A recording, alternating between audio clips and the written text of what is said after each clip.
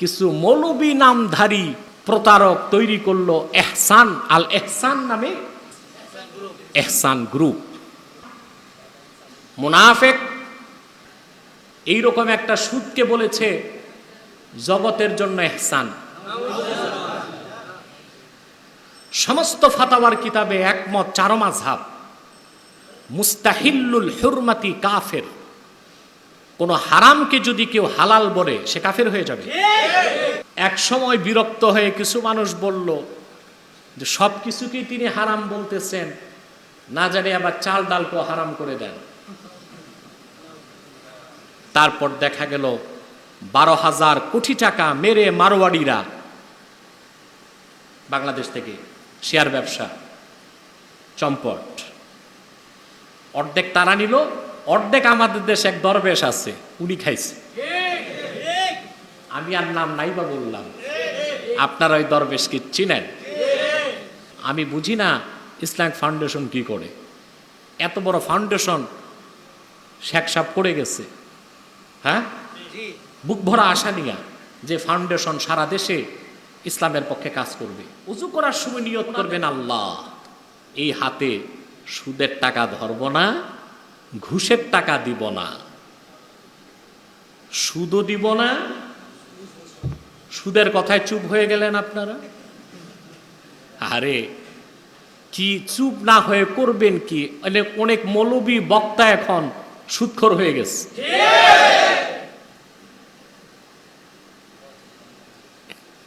এসব কিছু পচা বক্তার কারণে দেশের ওলামায়ে কেরাম প্রশ্নবিদ্ধ হয়ে যাচ্ছে।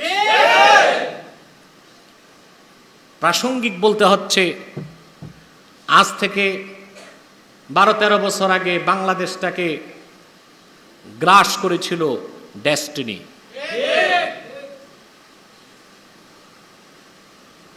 আল্লাহকে হাজের নাজের বলে সাক্ষী দেন, সারা বাংলাদেশে ডেস্টিনির বিরুদ্ধে হারাম ফতুয়া আমি ছাড়া আর একজন আলেমও তখন দেয় নাই। কেন? তারা তো জানতেন এটা হারাম। এক সময় এই জাতি সচেতন হলো, আলহামদুলিল্লাহ। তারপর ডেস্টিনি লাইফ সাপোর্টে চলে গেল, এখনো লাইফ সাপোর্টেই আছে। কথা বলেন না? এরপরে আসলো ইউনূস সাহেবের মাইক্রো ক্রেডিট, ক্ষুদ্র ঋণ। আমরা জাতিকে এই বিষয়ে সতর্ক করেছি। আমাদের প্রতিটি ফাতাওয়াই জাতি দেখেছে, তাদের কল্যাণে আমরা বলেছিলাম। শেয়ার ব্যবসার ব্যাপারে আমি সতর্ক করেছিলাম। এক সময় বিরক্ত হয়ে কিছু মানুষ বলল যে সব কিছুকেই তিনি হারাম বলতেছেন, না জানি আবার চাল ডালকেও হারাম করে দেন। তারপর দেখা গেল 12,000 কোটি টাকা মেরে মারওয়াড়িরা বাংলাদেশ থেকে শেয়ার ব্যবসা চম্পট, অর্ধেক তারা নিল, অর্ধেক আমাদের দেশে এক দরবেশ আছে উনি খাইছে। আমি আর নাম নাই বা বললাম, আপনারা ওই দরবেশকে চিনেন। আহা, কি সাদা দাড়ি, কি বুজুর্গ ব্যক্তি।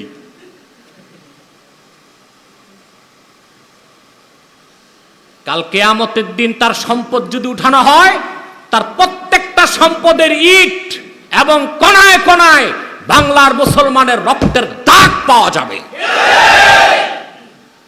এ সমস্ত লম্পট সুদখোর ব্যবসায়ীরা আবার বড় বড় কথা বলে বাংলাদেশ। আমরা সতর্ক করেছিলাম। তারপর ইদানিং আসলো ই ভ্যালি, এটাও আইসিইউতে চলে গেছে। কথা বলেন না? এরপরে ই অরেঞ্জ, এটার অবস্থা এখন অনেকটা ধরা পড়ে গেছে। তারপর আসলো কিছু মৌলবী নামধারী প্রতারক তৈরি করলো এহসান আল এহসান নামে। কি নাম এটা? এহসান গ্রুপ। 1 টাকা 2 টাকা এদেশের নিরীহ আলেম যারা সারাটি বছর মাদ্রাসায় চাকরি করে কিছু টাকা জমাইছে, ঠিক কিনা? পরহেজগার মানুষ, পীরের মুরিদ, সারা জীবনের কামাই নিয়ে তাদের কাছে দিছে। তারা বলেছে এটা হালাল ব্যবসা। তারপরে 1 টাকা 2 টাকা নয়, 17,000 কোটি টাকা মেরে দিছে। জাতি ধোকায় পড়তো না। কিছু মাথা মোটা মৌলবী, কিছু মাথা মোটা মৌলবী টাকার ধান্দায় পড়ে, লোভে পড়ে জনগণকে ধোকা দিচ্ছে। এই মৌলবীদের শুধু মাথা মোটা? আমার তো মনে হয় এদের মাথায় শয়তান পেশাব করে দিচ্ছে। এইরকম একটা সুদকে বলেছে জগতের জন্য ইহসান। সমস্ত ফাতাওয়ার কিতাবে একমত, 4 মাযহাব, মুস্তাহিল্লুল হুরমাতি কাফের। কোন হারামকে যদি কেউ হালাল বলে সে কাফের হয়ে যাবে। যেখানে সুদের মতো হারামকে হালাল বলাই কুফর, সেখানে সেটাকে মানুষের জন্য রহমত বলা কত বড় অপরাধ! কথা বলে না। কোথায় আছেন আপনারা? মৌলবী আর বক্তা দেখলেই দৌড় দেন। আমরা তো বহু আগ থেকে সতর্ক করেছি, এসব লেবাসধারী, দুর্নীতিপরায়ণ, মুনাফেক, জিন্দিক মৌলবীদের ব্যাপারে বহু আগ থেকে আমরা সাবধান করেছি।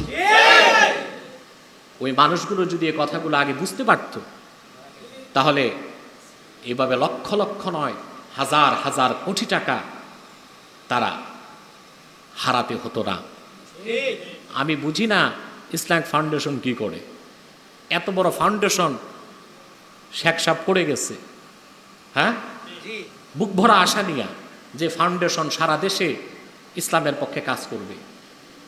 ওনাদের কাজ পাইছি আমি একটাই, 2 ঈদের আগে ওনারা একটা মিটিং বসে, চাঁদ উঠলো কবে, চাঁদ ডুবলো কবে, তাও সমস্যা হয়ে যায়। আমরা 10টা পর্যন্ত অপেক্ষা করি বাংলাদেশের মানুষ, তার আমি পড়বো কি পড়বো না। রাত 7টার নিউজ চাঁদ উঠে নাই, 8টায় চাঁদ উঠে নাই, 9টায় চাঁদ উঠে নাই, মানুষ সেহরি খাওয়ার প্রস্তুতি দিচ্ছে, তখন ঘোষণা হয় চাঁদ উঠছে।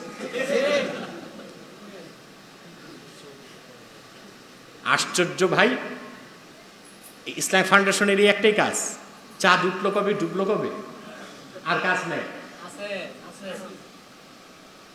তাদের কাজ হচ্ছে গোটা দেশকে মনিটরিং করা, কোথায় ইসলামের বিরুদ্ধে কাজ হচ্ছে, মুনাফিক চক্র কোথায় আলেম ওলামার পরিচয় ধারণ করে মানুষকে ধোঁকা দিচ্ছে, তা দেখার দায়িত্ব ইসলামিক ফাউন্ডেশনের, তা দেখার দায়িত্ব ধর্ম মন্ত্রণালয়ের, ঠিক কিনা? এই আমানতের খেয়ানত যদি করেন, কাল কিয়ামতে আল্লাহর কাছে কঠিন জবাবদিহিতার সম্মুখীন হতে হবে। আল্লাহ রাসূল সাল্লাল্লাহু আলাইহি ওয়াসাল্লাম ইরশাদ করেছেন, আলা ওয়া কুল্লুকুম রাঈন ওয়া কুল্লুকুম মাসউলুন আন রাইয়াতিহি, সাবধান জেনে রাখো তোমরা প্রত্যেকেই তত্ত্বাবধায়ক, দায়িত্ববান, আর তোমাদের প্রত্যেককে তার দায়িত্বের ব্যাপারে প্রশ্ন করা হবে। দায়িত্ব নিলেন, আদায় করলেন না, তা হবে না। দায়িত্ব পালন না করলে, দুর্নীতি করলে, চুরিচামারি করলে, অন্যায় করলে দুর্নীতি দমন কমিশন থেকে বাঁচতে পারবেন, কিন্তু 2 কাঁধে যে বসে আছে কিরামান কাতিবিন, তাদের চোখ থেকে বাঁচতে পারবেন না, ঠিক কিনা? অতএব মুসলমান, উযু করার সময় হাত যখন ধুবেন, নিয়ত করবেন আল্লাহ এই হাতে সুদের টাকা নিব না, দিব না, ঘুষের টাকা নিব না, পা ধোয়ার সময় নিয়ত করবেন আল্লাহ এই পা নিয়ে তোমার ঘর মসজিদে যাব, আমি সিনেমা হলে যাব না, মদের বারে যাব না, ক্লাবে যাব না, ইসলাম বিরোধী কাজ হয় এমন মিটিং মিছিল অনুষ্ঠানে যাব না। এই নিয়তের কারণে বাহ্যিক পবিত্রতার সাথে আপনার আত্মিক পবিত্রতা হয়ে যাবে। আল্লাহু আকবার বলে যখন দাঁড়াবেন, আল্লাহর রহমতের নজর আপনার দিকে চলে আসবে। নামাজ যত লম্বা হবে মজা ততই পেতে থাকবে।